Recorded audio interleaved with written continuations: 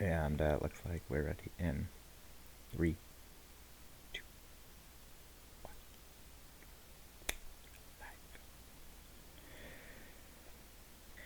This time, we're actually going to be tackling a bit of a controversial topic within the Pokemon community. And also, sorry if I'm like looking away to the side. I actually have a script right here, bit of the script that I've actually written out. So I'm gonna have it like off screen, off camera, I guess, sort of like sort of like off camera that I can look at, but like you guys can kind of sort of see me. So like, you know,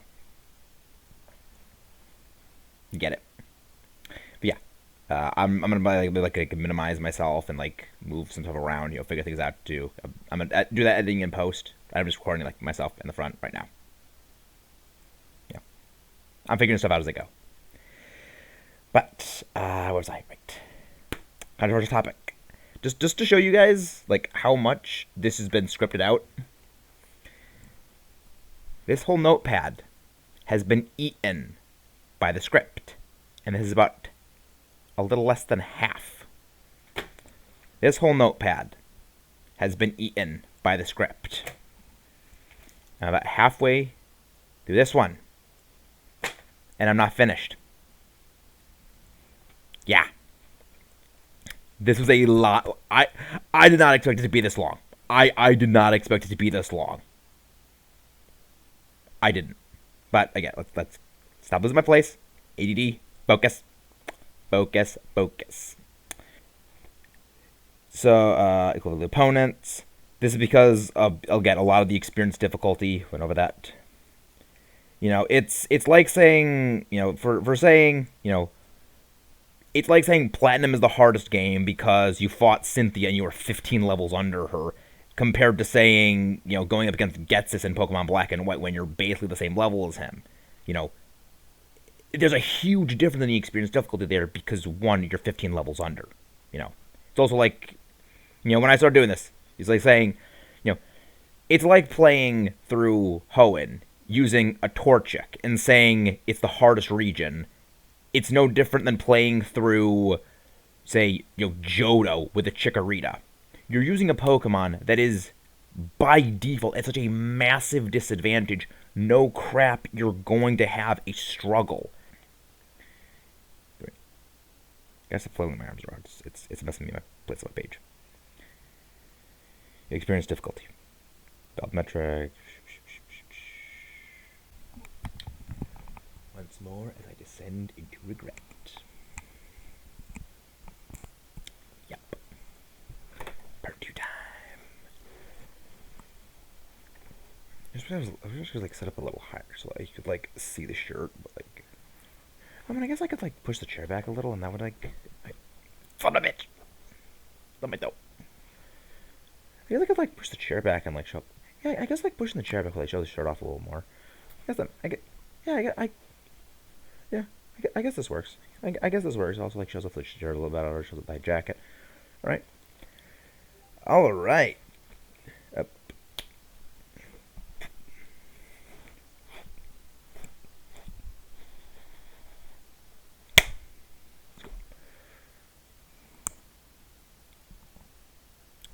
Save it for Thunder now being on Magneton, and Alakazam having Psychic over Thundershock and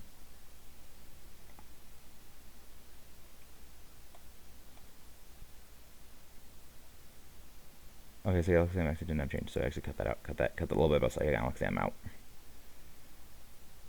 And that was because a lot of the better move typings actually are in Kanto. But let's actually focus on red first. Let's actually add that effort red.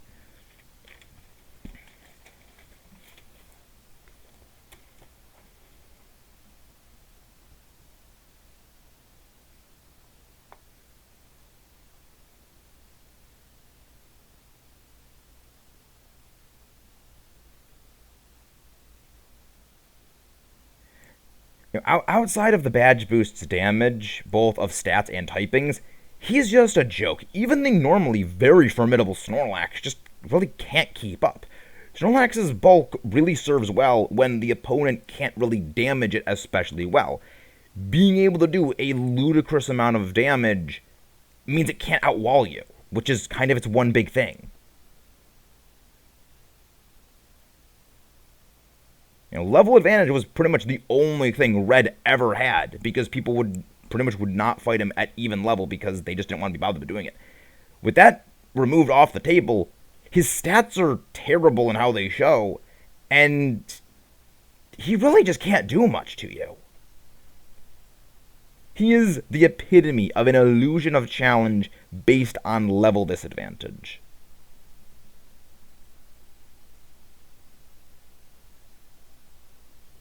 But, all things considered, even with the badge boosts, the other badge boosts, with the typings, and, just kind of how easy everything seemed towards later on, it actually is a step up from Generation 1.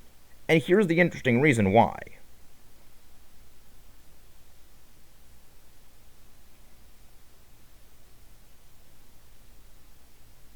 It's because the first 8 gym badge types aren't really that strong and really don't have good moves even accessible to you, or not even really strong typings. Bug, not great. Ice, pretty much nothing has access to these because again, Ice Beam is not a TM that's been introduced yet. Dragon, you can't use Dragon types. Pretty much they basically don't exist outside of Dragonite, which you can't use before fighting Lance. There's no the move typings that predominantly are known for being the stronger, like fire, grass, water, electric. Those simply are not accessible until the end of the game. So you don't have those really, really powerful typing boosts until actually the game is over with. Even with the badge stat boosts, you don't have the power boost, so you're not at full capacity pretty much before fighting the gym leaders and the Elite Four and Lance. And that's actually where the challenge does come in. The gym leaders here, because of course the special defense, special attack split, and just other things, actually do pose a bit more of a challenge here, because they do have better moves, again, compared to Generation 1. And that's really where the things lie in. These gym leaders actually do pose a little bit more of a challenge, and even though the admins aren't particularly great for Team Rocket, they're actually still better than what Giovanni had. Remember, Giovanni, until it came to Yellow version, and even in Yellow version, he didn't exactly have the best stabs. This, a 30, 40 base power stab from something like a Houndoom is still better than a, 15 power stab.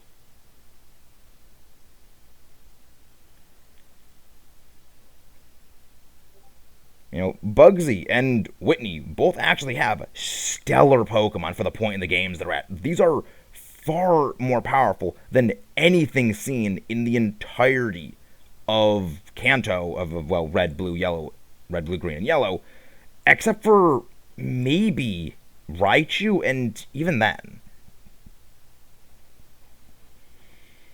Because you actually do fight Raichu at a pretty late point in the game, you will have evolved starters by that point. You'll have evolved Pokemon, but that Pokemon will actually be further evolved. When you're fighting Bugsy, you don't have that luxury, even going against, Whitney. There's pretty much nothing in the game, even outside of rock and ground types, which don't really do all that much to her, because she can kind of outwall them as well. It's basically a battle of attrition against her. There's nothing like that when it comes to Kanto. And again, Lance is a monster. Karen has pretty decent Pokemon. Will, not terrible. Even if we're disregarding the entirety of postgame, which postgame pretty much is a colossal joke, it's not the easiest. I wouldn't say it's not the easiest thing in the world, but it definitely puts up more of a fight. And let's also not forget the monster that is Claire's Kingdra. Nothing in the entirety of Kanto even comes close to this thing. And yeah, same of Lance. Nothing in Kanto even comes close to these things. So yes, the ruling is GSC is harder than its predecessor of Kanto. Actually, a predecessor of Yellow version, because Yellow is actually harder than the original games. So, the trend of difficult games actually is what we're finding. The games do get a little bit more difficult. Even if it isn't by much, the difficulty is increasing gradually. Well, relatively speaking. So, Whether or not, actually, no, we're gonna be ending the video here because Gen 3 is gonna be big. So I will see you guys next time where we continue on to Home Sweet Hoenn.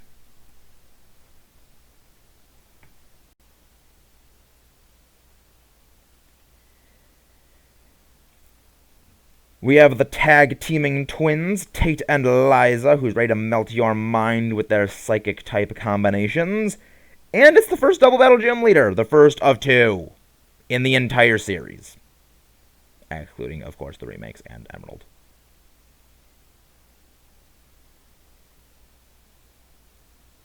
This is a fight that really dips things back from difficult into easy.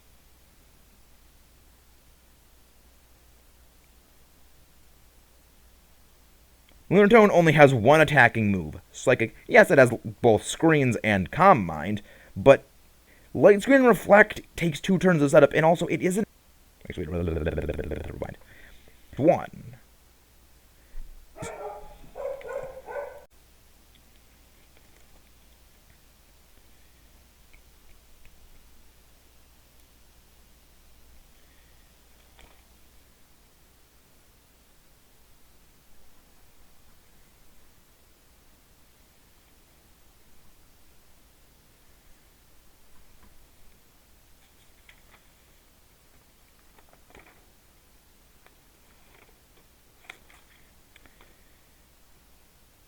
Right, back to Emerald.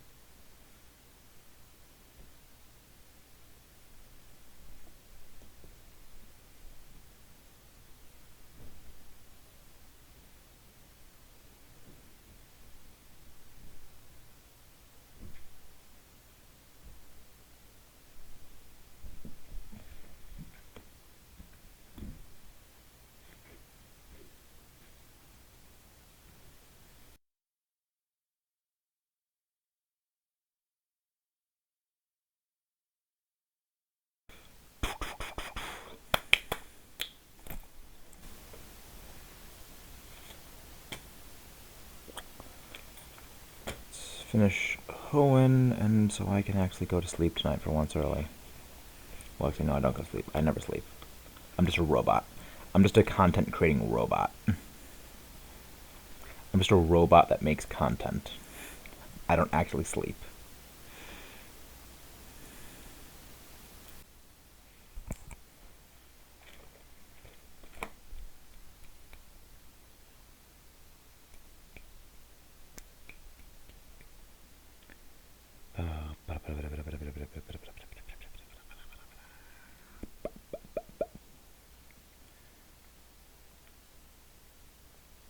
But the Bronzongs do have access to the screens, which can support the team quite well.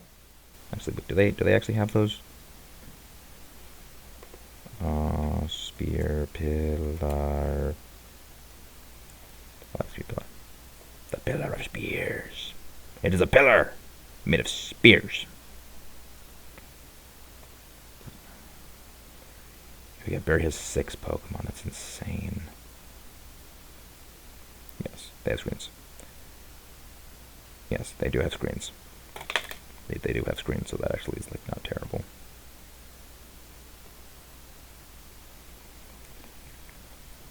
So it actually is quite good in that respect, being able to apply screens to have damage reduction. And also, why is everything a freaking blur? There we go. That was a bit of a weird focusy thingy.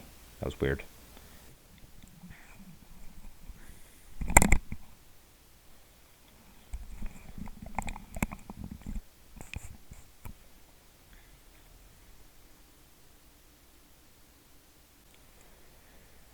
Post game is where her. What the hell? What the.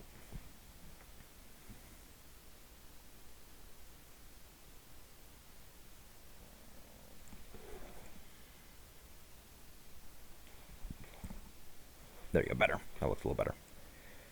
And now she has added a main Xiao and a Chandelure. Both pack an exceptional punch.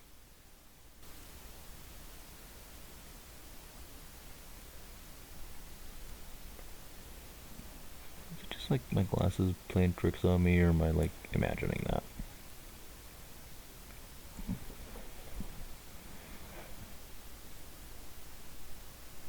I think I'm imagining that. I think I'm just imagining things. Terrible.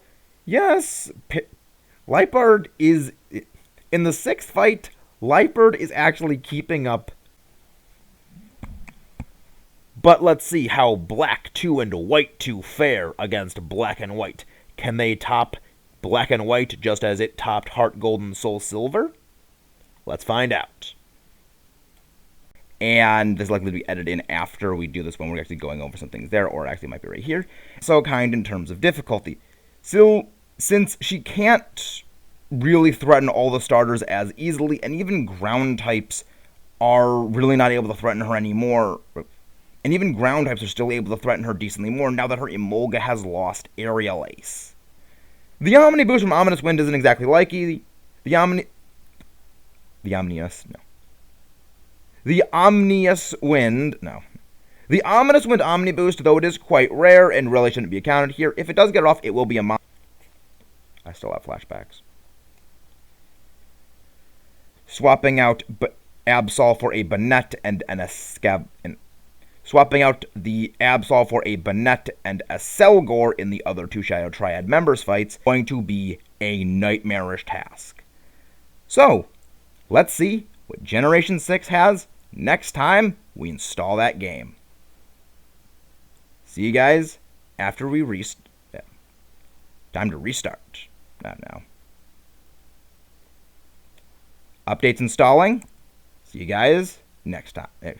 See you guys after updates have been installed.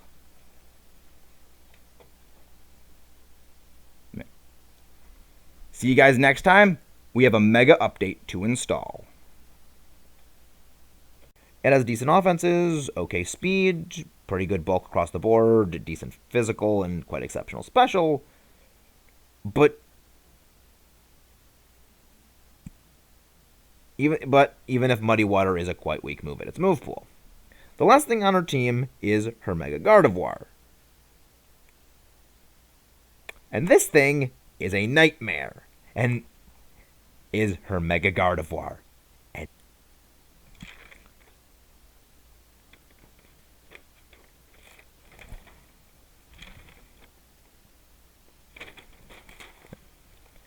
Absurdly high special defense. She's a team of Jellicent and a Volcarona. It's not as terrifying as these 2 Pokemon normally would be, because their movesets really just clash. It needs Rain to be strong for Jellicent, but Quiver Dancing Moth can be a monster when the sun is up.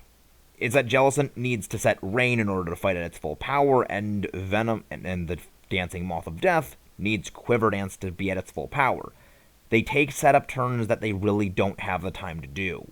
That and Volcarona is going to be strong with its Rain Up, but that and Jellicent's going to be strong with Rain Up, or Volcarona is going to be weak. That and Jellicent's going to be strong with the Rain, because Jellicent's going to be strong with the Rain applied, but Volcarona is going to be weak with the Rain applied. Or Jellicent's going to be weak, and Volcarona is going to be strong. Yay, another thing is cleared. And either Lava Plume or Earth Power is actually quite strong for this point in the game. His final Slacking. Yes, he has 2 of them again. Is still a monster. Coverage. Brutal Stab. And this time actually has Chip Away to bypass any stat modifications or things like Light Screen, or things like Light, or things like Reflect. Now on to the Magma and Aqua lineups. First battle is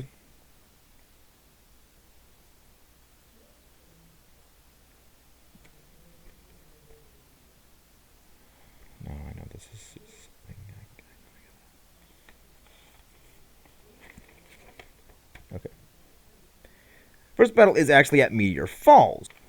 Yeah, I actually have a little bit of an arrow thing. I actually didn't realize that that existed until later, and I had to go and refix it.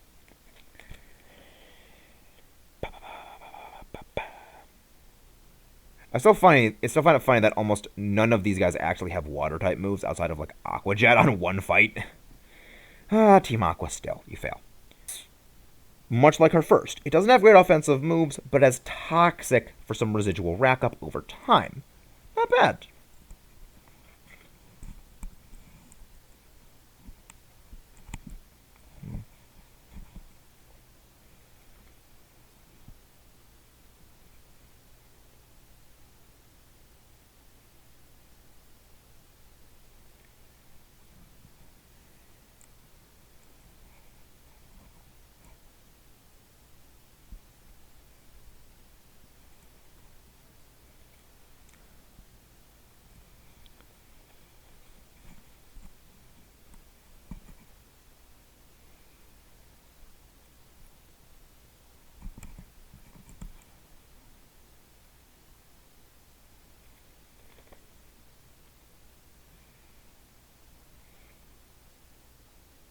Exactly great. But at least it can set up a screen, or even better, set up hail. With Snow Cloak in the hail, those blizzards will be terrifying. Her second Glalie has Freeze Dry to really hammer water type seeking to try to resist out the ice type moves. Not bad. Something you do see again competitively. Her Frostlass.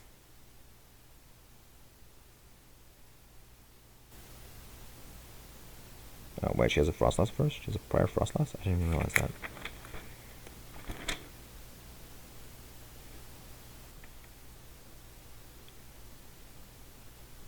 Oh, yeah, he has a booster. Yeah. Her first Frostlass at least has Snow Cloak and Hail. Not terrible. Pretty decent blizzards. And that wraps up Azor. Yes, I'm still going to be calling it that. Get used to it. Yeah, this. Yeah, build him. Build him. Build him. Where'd you go, build him? Where'd you go, Belly Willy? Build him. Build him. Build him, build him, build him. Where are you? Ah, there you are. There you are, little boy. There you are, precious little bean.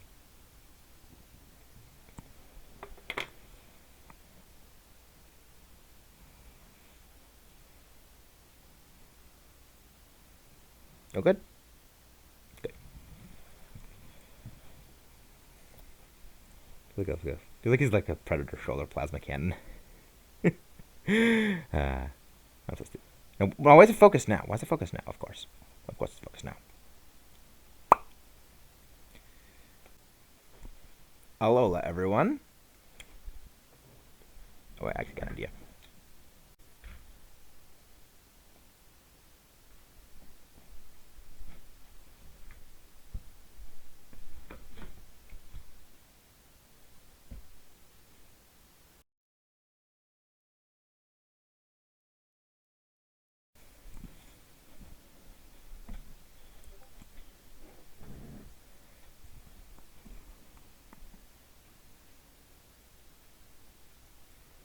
Next, move on to Team Skull.